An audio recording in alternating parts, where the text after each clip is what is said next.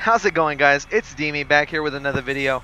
So I wanted to cover something. So last night I got really big news that I wanted to share with you guys because it's going to potentially change the direction that we're moving in with the channel.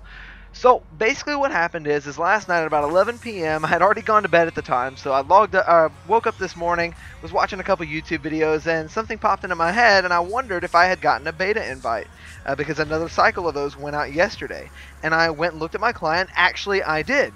Which, this is really cool because this is the first beta that I've gotten to partake in since Wrath of the Lich King. So I've got a lot of big stuff planned for this. I've been mythic rating for the past few tiers in the live client. And so what I really wanted to do is I really wanted to jump in and give you guys feedback from a mythic raider on just what changes are coming to these classes, what the impact of these changes are. Do your classes still play the same? Are your classes still fun to play? So that's what we're going to be doing here. We're also going to be looking at the leveling from 110 to 120, which is going to be pretty neat. I'm curious to see how long it's going to take. I've seen some YouTubers say that it takes quite a bit of time, but not entirely sure on that. We're definitely going to get some testing in on that, see if it takes too long, if it doesn't take long enough. So far, I've been leveling. As you can see here, I actually chose Vol'jin first because it looked the most interesting to me out of all the gameplay trailers and whatnot. It's really the first one that I wanted to jump into. And the class that I've decided to level first isn't my actual mythic main. It's the main that I had back in Tomb of Sargeras, which is the Demon Hunter. The reason I chose this particular class is because the changes for this class look really interesting. For example, one thing that I wanted to go ahead and jump in and cover for you guys is the changes to the Demon Hunter's talents. So I've got my UI pulled back up here. So what I want to look at is the talents themselves. Now, a couple of changes that you're probably already going to notice, one of them that I already have selected, in fact, is the fact that Havoc actually has Immolation Aura now. So this gives us, first of all, it's probably the best as far as Fury generation in this tier. Insatiable Hunger basically is Anger of the Half Giants equip from, Legendaries and Legion. And they've imported a lot of the legendaries into the specs and built them into the talent tree. Demon's Blades, we already know what that is. Immolation Aura is the new talent for this row that I think is going to be the optimal talent. It generates a lot of fury, does a decent amount of AoE. As far as the first tier talent, things have been moved around, but nothing has really changed. Fellblade is now a first row talent. It's still probably not as optimal as I wish that it was, but I don't really think we're ever going to see a transition back into that build that we had in Tomb of Sargeras being optimal with this current talent set up the way it is. Now, one thing I did want to cover for you is, the third tier of talents as well, because this one's particularly interesting to me. So things have been moved around, but the talent that most people are taking is Fel Barrage. Now, one thing I did want to go ahead and show you guys is how much damage that Fel Barrage actually does. It does quite a bit. So I'm just going to go over here to this pack. I'm going to pull a couple of things because it really does better in AoE situations. So if you see here, it does a substantial amount of damage. More than it definitely should, I think. But, you can't really complain about too much damage, especially on a talent that gives us AoE potential. As far as our fourth row of talents that we're looking at, we're really going to be looking at the same thing that we were last year, I feel like. Soul Rending, is great, for the extra leech, but Netherwalk is our get out of jail free card. It's, our soaks, if you have a raid mechanic that does require a soak, Demon Hunters bring something to the table that, previously only rogues were doing. Now, this next tier of talents is going to be very, very important because I do feel that there's only going to be one viable talent in this row, and that is Dark Slash. Now, if you see here, it does a little bit of damage, and what it does is it increases the amount of damage that your Chaos strikes. So our primary spender, it increases the amount of damage that actually does for 40% for 8 seconds. So I know that doesn't sound like much, and I know that seems really weird, and the frustrating part is it is an extra part to put into your rotation.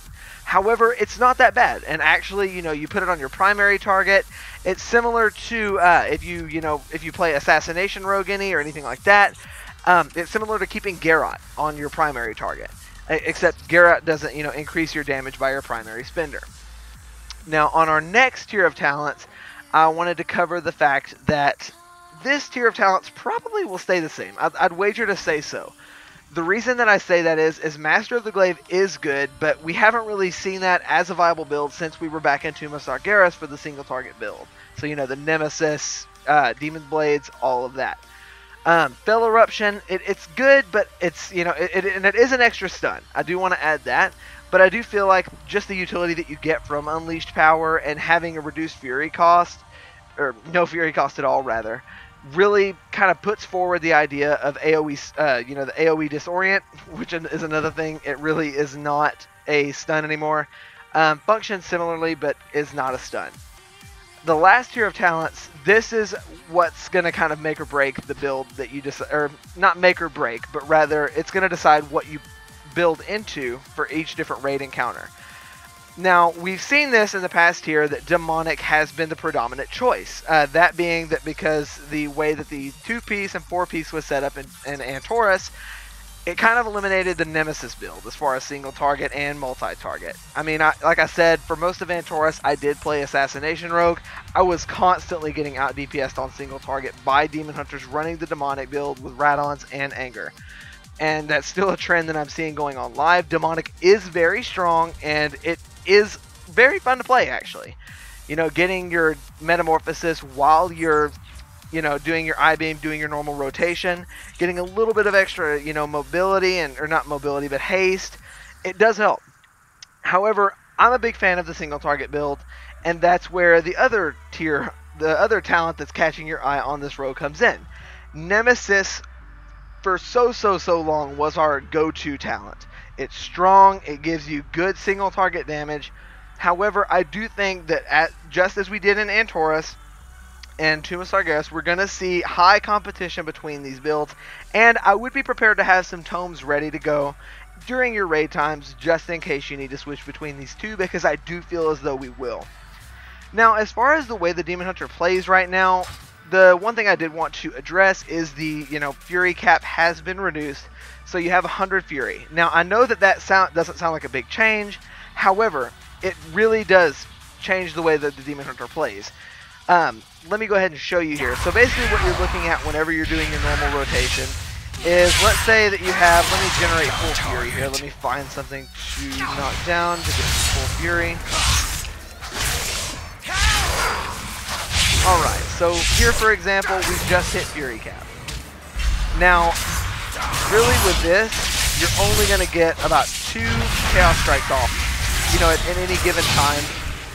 And that's going to be a little frustrating to people, because I know me personally, I'm used to getting, you know, 3 or 4 off, and it's a good sum of damage.